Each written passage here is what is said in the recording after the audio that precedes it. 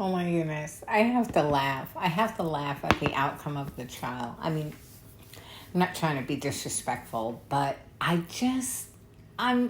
amazed at so many things. I mean, if I was 20 years younger, I think I would petition the courts to get that Judge Cannon off of the bench. I just thought he was such a terrible judge. I mean, first of all, I've seen so many court cases, way too many to count.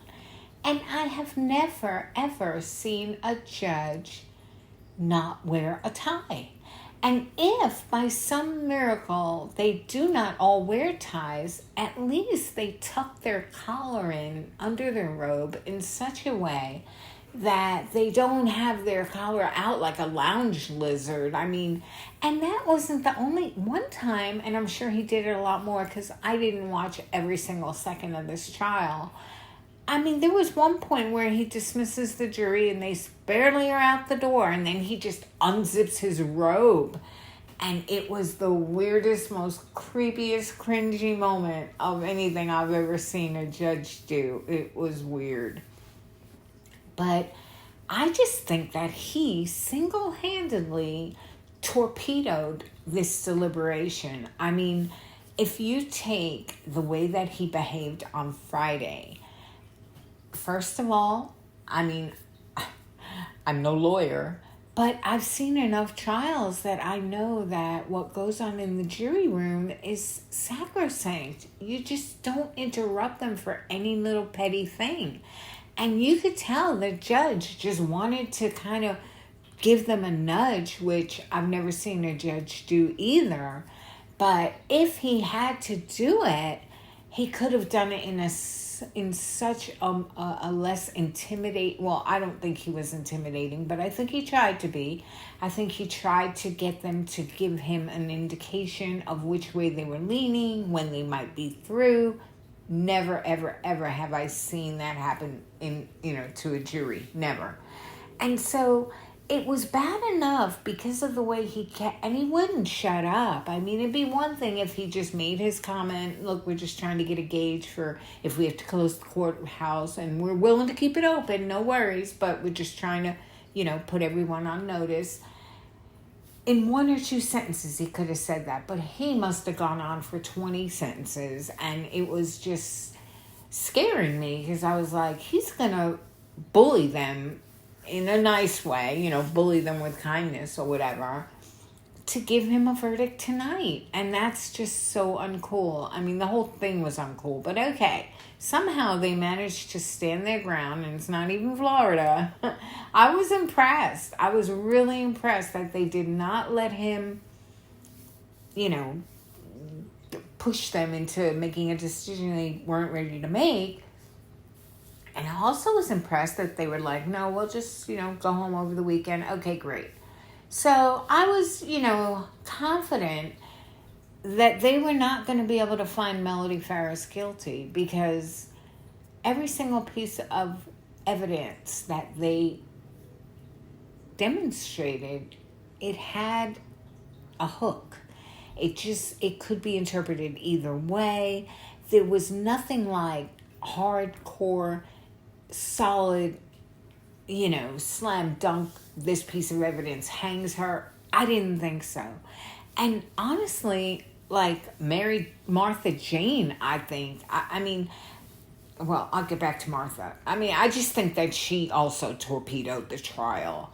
And I think that her lawyers, it was just a bizarro trial. There wasn't a lot of, I thought the defense was so passionate. But when you look at the way that they never even spoke to her, I'm not saying they should put their arm around her, but there was just no interest in her at all. She sat to the right, and you're like, I mean, it was almost like, I don't know. It filled me with a lot of ick, okay?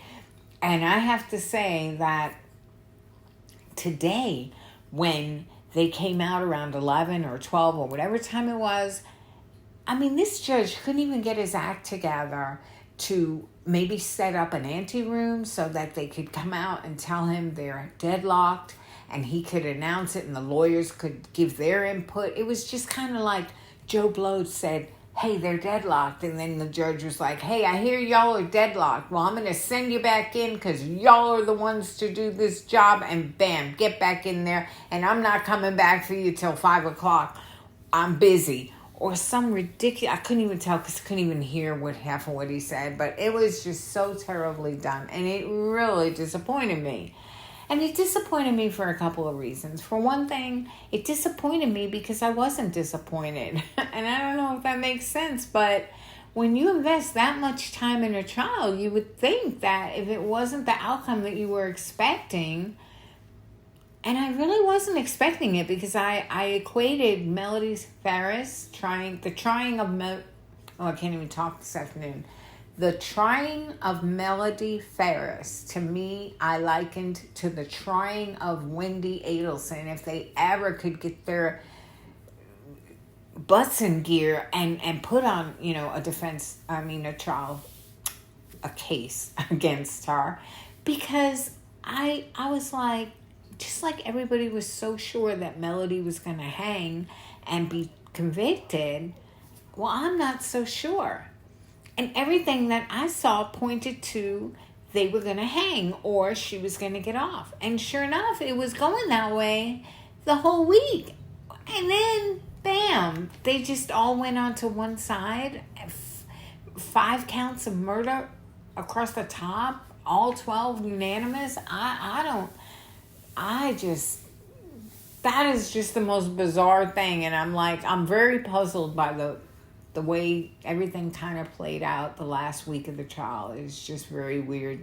From the minute that Martha Jane was able to call in and say, she heard that YouTuber and, that her testimony would have been allowed. And even if it were able to be allowed, maybe it should have been limited to a couple of things.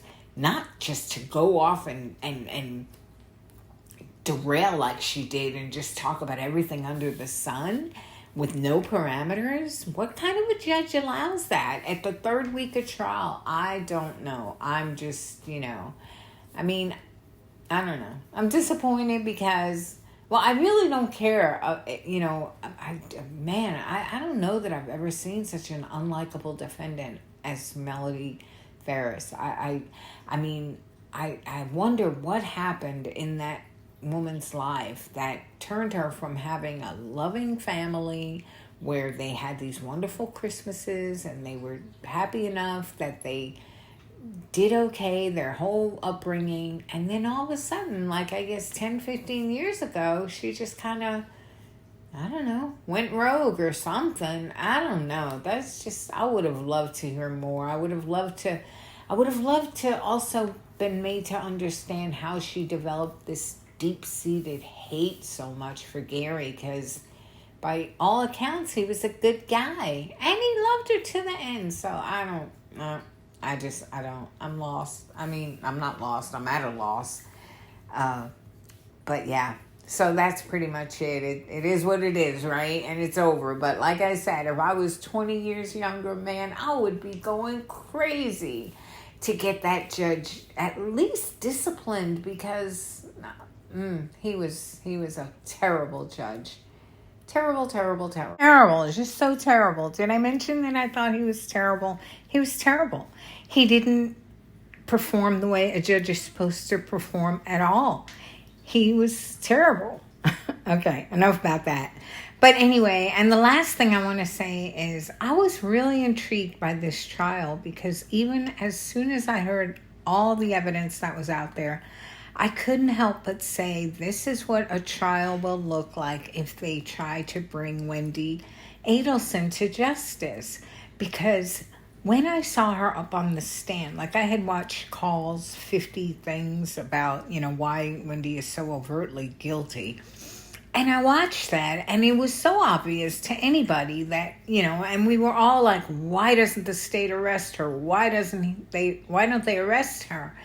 And then I was watching Mentor Lawyer did a video about 9 months ago, and I don't think I've felt as hopeful since then about confirmation bias and how you can look at things a certain way and see nothing but guilt, or you can look at it, flip it, and you can see nothing but innocence. And ever since then, I could see so many different areas when I rewatched the interview where Wendy wasn't guilty, I don't think. What she was she was happy Dan was dead. She loved that he was gone. And she didn't know how to hide her excitement, so her emotions were all off. And that's what was lending to me the premise that she had something to do with it, because I saw so much guilt. But then I thought about it and I was like, the guilt that I'm seeing is guilt for being relieved and happy that a man has been killed, and maybe your family had something to do with it. So I just thought that if they were able to get a conviction for Melody, that might make them take their less than perfect evidence and try to get a conviction for Wendy.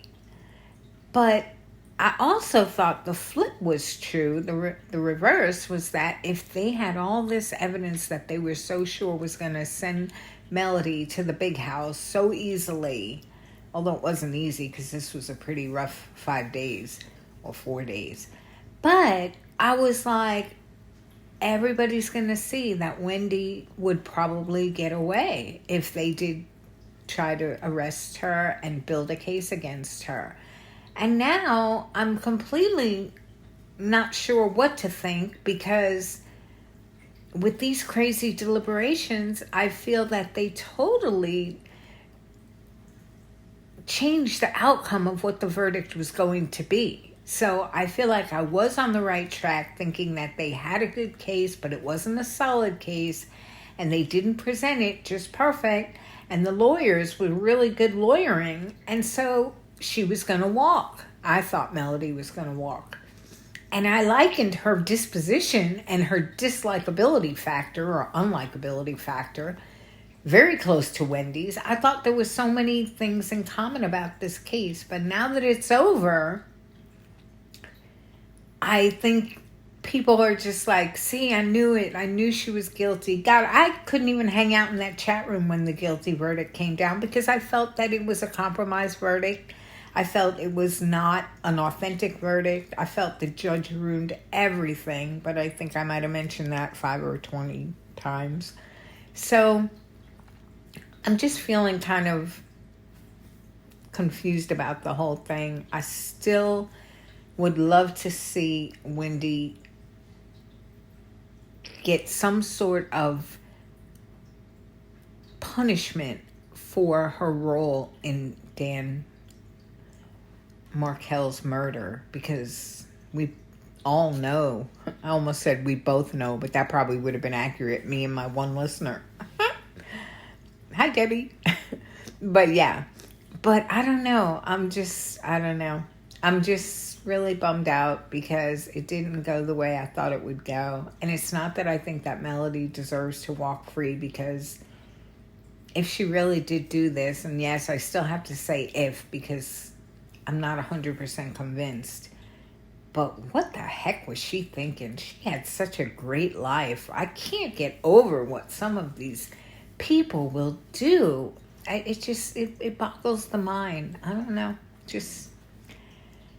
I don't know. It makes me sad. Anyway, that's it for now, y'all. Thanks for listening. Bye.